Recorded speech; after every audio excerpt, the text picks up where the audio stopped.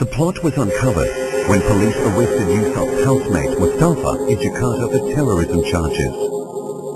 Yusuf was subsequently charged too when police ambushed his rented house.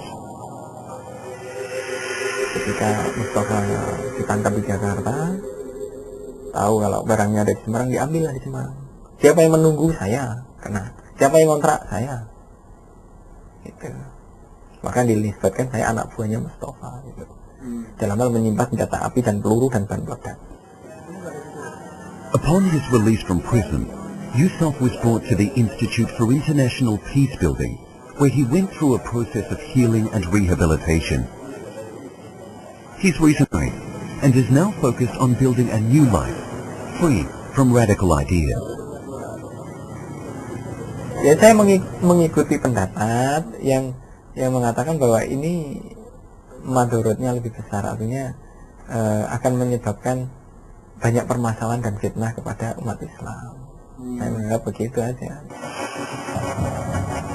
For those who are not well versed in the true teachings of Islam, tend to be more susceptible to radical ideology, driven by an imaginary and mistaken belief that they're struggling for the betterment of the Muslim community.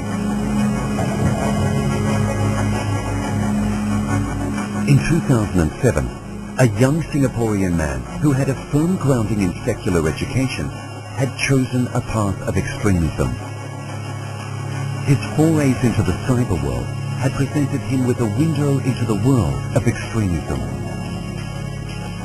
Apart from the cited example, there have been two other individuals who have become self-radicalized through exposure of radical ideas from the internet. Most of the time, the internet acts as an accelerant, introduces you to the elements of the worldview of the radicals, and from there's the next step.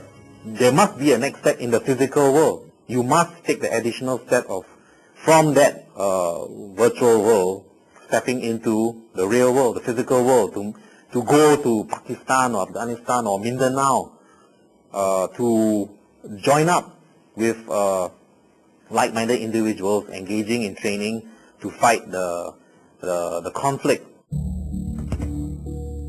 The three Singaporeans who became self-radicalized had made plans to realize their radical ideology gathered from the internet.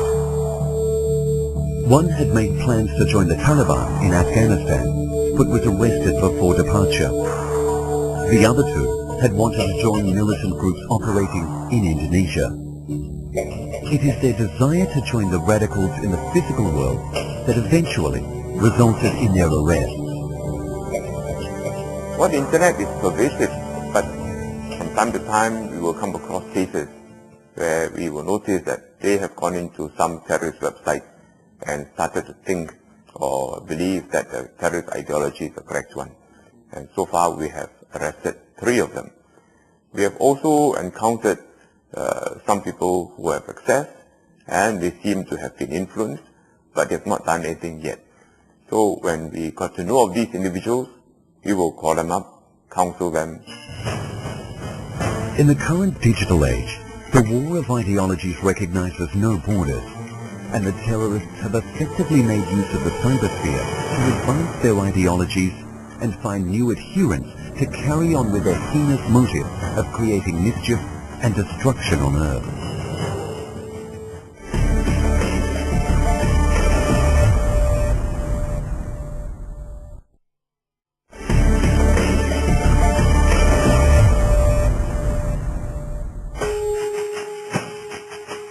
Ustaz Hanif Hassan, Associate Research Fellow from S. Rajaratnam School of International Studies, realizes the importance of countering radical ideologies on the cyberspace.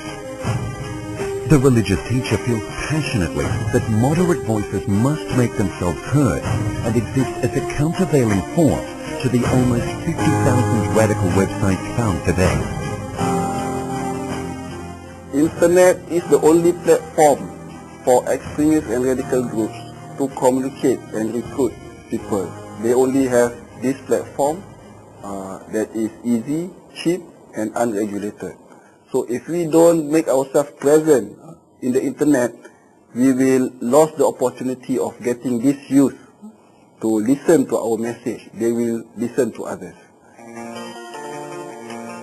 Of late, many religious teachers in Singapore have been actively blogging through their own personal websites to counter radical ideas.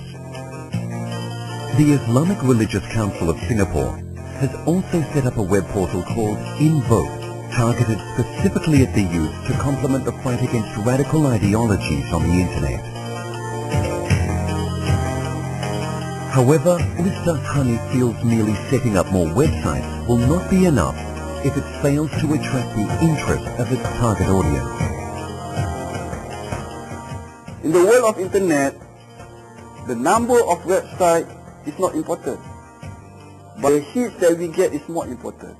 It's better to have one website, but we get 10,000 hits per day. That is more important. Therefore, it's not enough for us to have just a platform in the internet.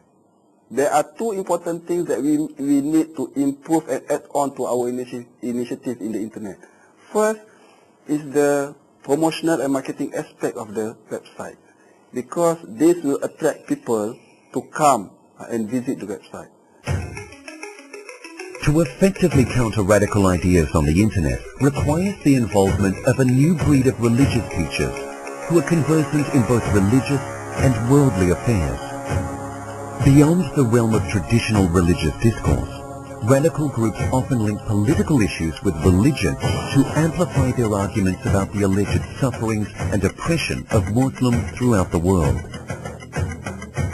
We also rarely visit the radicals in their own platform, in their own forums, to discuss with them, directly engaging them in terms of ideas.